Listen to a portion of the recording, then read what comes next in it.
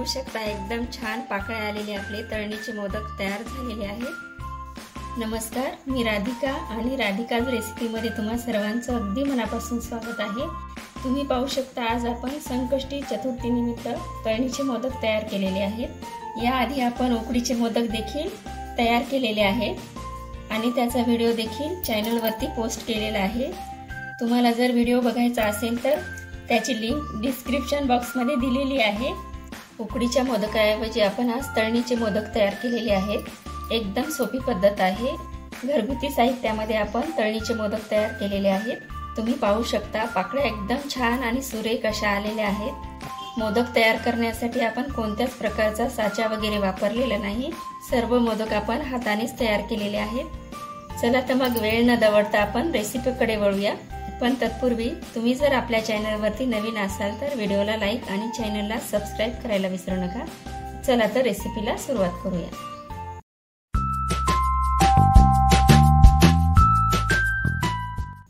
तर आता आपल्याला मोदक करण्यासाठी 1 वाटी रवा घ्यायचा आहे आणि अर्धी वाटी मैदा आणि यामध्ये 2 चमचे साजूक तूप टाकून घ्यायचं आहे।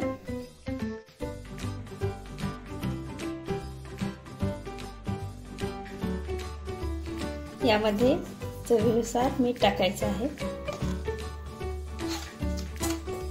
पूर्ण हाताने मिक्स करायचं आहे। तूप टाकल्यामुळे एकदम असा खुसखुशीतपणा येतो मोदकाला, त्यामुळे तूप टाकायचं आहे। गरम करून थंड केलेलं तूप होतं। आता हे तुपाचं मोहन आपण चांगल्या प्रकारे मिक्स करून घेऊया। मोहन आपलं एकदम छान परफेक्ट झालेलं आहे।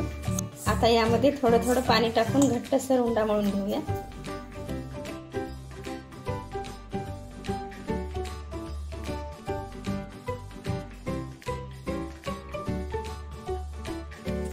बघा अशा पद्धतीने आपण कणिक मळून घेतलेला आहे। आता आपण सारणाची तयारी करून घेऊया।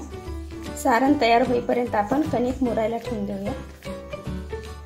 आता सारणासाठी या ठिकाणी मी एवढं सारं साहित्य घेतलेलं आहे, ज्यामध्ये 1 वाटी खोबरा खीस, अर्धी वाटी गूळ किसून घेतलेला, 5-7 बदाम, 5-6 काजू, 5-6 पिस्ता आणि थोडीशी विलायची आहे।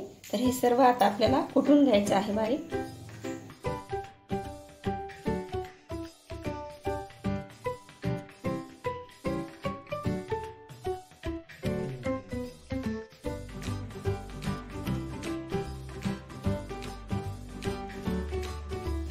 आता हे सर्व साहित्य आपण एकत्र करून घेऊया।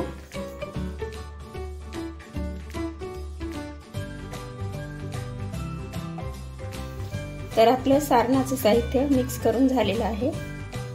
तर आता आपण कणिक चेक करून घेऊया आणि मोदकाला लगेच सुरुवात करूया। बघू शकता आपली कणिक एकदम मऊ झालेली आहे। एकदा आपण छान मळून घेऊया आणि मग त्याच्या लाट्या पाडून घेऊया।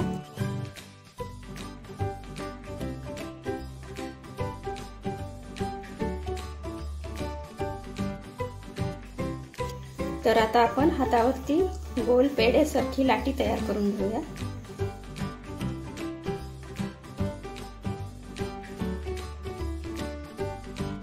तर अशा प्रकारे आपण जेवढी होईल तेवढी मोठी लाटी तयार करून घ्यायची आहे। आता ह्या लाटीला आपण पाकळ्या तयार करून घेऊया।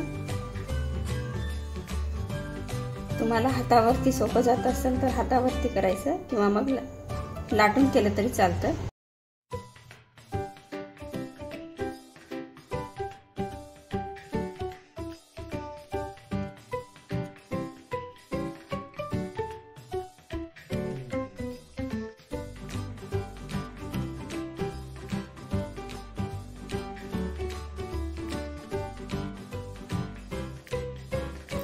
बघू शकता अशा प्रकारचे मोदक तयार करून घ्यायचे आहेत।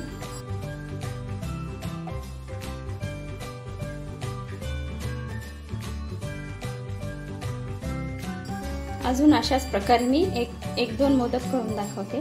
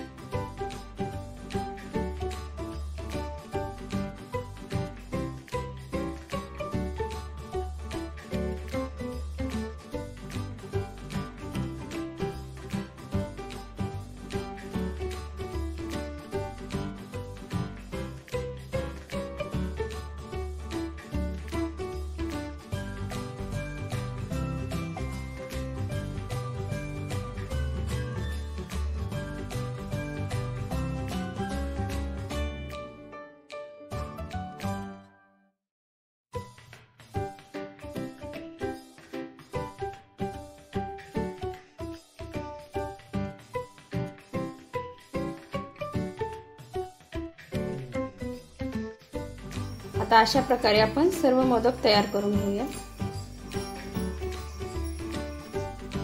बघा अशा प्रकारे आपण सर्व मोदक तयार करून घेतलेले आहेत। बघू शकता पाकळ्या एकदम छान अशा आलेल्या आहेत। या ठिकाणी आपण कुठल्याही साच्याचा वगैरे वापर केलेला नाही, एकदम हातानेच पाकळ्या तयार केलेल्या आहेत।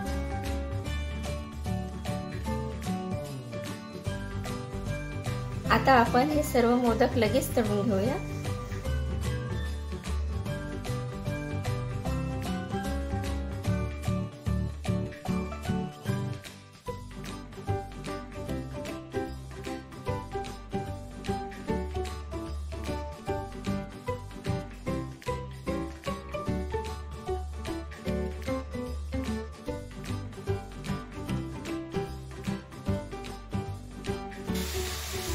बघा अशा पद्धतीने आपण आता सर्व मोदक तळून घेऊया।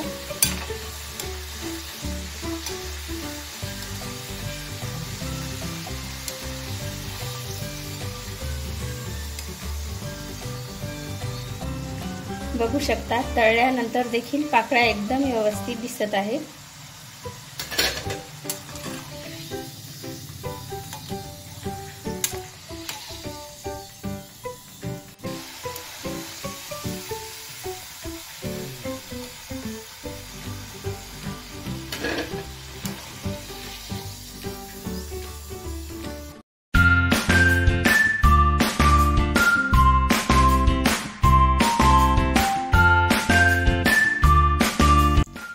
तर बघू शकता एकदम छान पाकळ्या आलेले आपले तळणीचे मोदक तयार झालेले आहेत। रेसिपी आवडली असेल तर व्हिडिओला लाईक आणि चॅनलला सबस्क्राईब करायला विसरू नका। धन्यवाद।